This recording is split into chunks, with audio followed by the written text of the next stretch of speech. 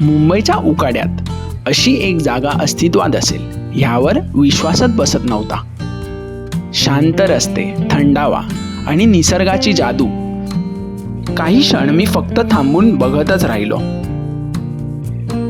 थंड वाऱ्यासोबत सनसेटचा perfect experience देणारा हा हिडन हिल स्पॉट.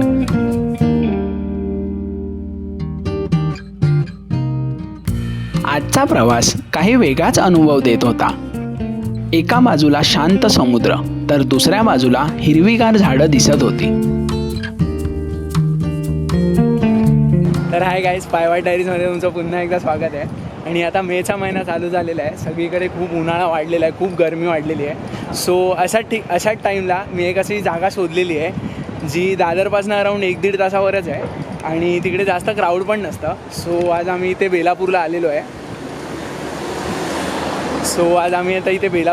आहे. बेलापूर स्टेशनपासून खूप जवळ आहे ही जागा. छोटासा ब्लॉग असणार आहे पण मस्त आहे, थंडावा आहे इथे थोडासा उन्हाळ्यात. सो चला चालू करूया. वळणदार रस्ते आणि वाऱ्यासोबत हलणारी झाडं मन जिंकत होती. तो रस्ताच सांगत होता पुढे काहीतरी खास आपली वाट बघतंय. तर आता पोचलेलो आहे आम्ही ते वरती आणि हे बघा मागे तुम्ही बघू शकता. तुम्हाला असं वाटणारच नाही की आपण मुंबईमध्ये किंवा मुंबईच्या एवढ्या जवळ आहे. एकदम वारा येतोय पूर्ण इकडे. उन्हाळ्यासाठी एकदम परफेक्ट जागा आहे. आणि आता ना आम्हाला इकडे एक वरती मंदिर दिसतंय. सो आम्ही तिथे बघतोय की ते चालू असेल तर त्याची हाईट अजून जास्त आहे. सो तिकडून अजून चांगला व्ह्यू आहे. सो ते मंदिर आहे ते बघूया, ते पण ट्राय करून येऊ. असेल चालू तर तिकडे पण व्हिजिट करू, नाही तर मग तिकडे जाऊन सनसेट एन्जॉय करू. चला. त्या वळणदार रस्त्यावरून पुढे जाताना प्रत्येक क्षणी निसर्ग अजून जवळ येत होता. आणि त्या रस्त्यांमध्येच ह्या जागेचं खरं सौंदर्य लपलेलं जाणवत होतं.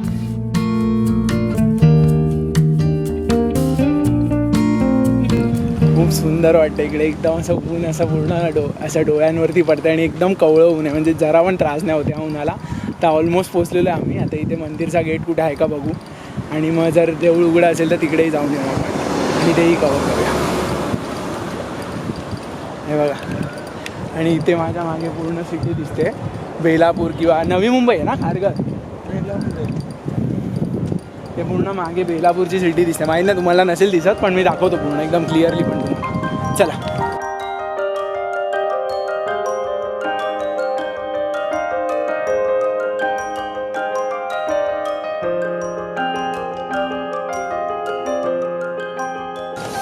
तर आता मंदिराच्या इथे जाऊन आलो आम्ही.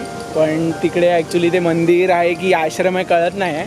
कारण तिथे आश्रमसारखं पूर्ण बिल्डिंग आणि लोक वगैरे राहत आहेत तिथे. कृष्णाचं मंदिर आणि आश्रम मिक्स आहे. पण तिथे कोणच नव्हतं. सो माहीत नाही बंद होतं की नाही. तर आता सनसेटचा टाईम होतो आहे आणि आता खाली चालला सनसेट.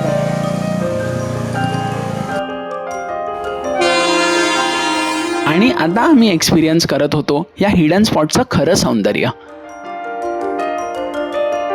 डोंगराच्या त्या टोकावर बसून समोरचा सुंदर सनसेट पाहण्याचा अनुभव काही वेगळाच होता.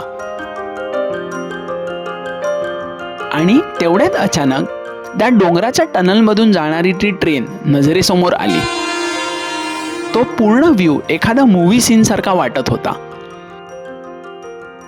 खरंच इकडची थंड हवा आणि हा नजारा ह्या जागेला एक सुंदर समर एस्केप बनवतो. तर ॲक्च्युली लोकांना पण समजलं पाहिजे की एवढ्या चांगल्या ठिकाणी येऊन असे सगळे धंदे नाही करायला पाहिजे. कारण हे रिस्की पण आहे. ते कोणी दारू पिऊन वगैरे खाली गेलं तर डायरेक्ट ट्रॅकवरती जाईल. सिगरेट्स, दारूच्या बॉटलच्या काचा सगळीकडे तेवढंच आहे. पेपर प्लेट, बिअरच्या कॅन्स, एवढंच सगळं आहे. यार असं किती वाईट वाटतं. एवढी चांगली अशी जागा आहे, काय करून ठेवतात बघ ना. किती भारी वाटलं असतं जर हे पूर्ण क्लीन असतं तर.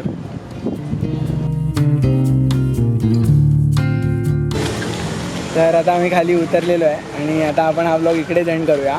तर या जागेचं नाव पारशी हिल आहे आणि हे आपलं बेलापूर स्टेशनपासून जस्ट 5 मिनटावरती आहे.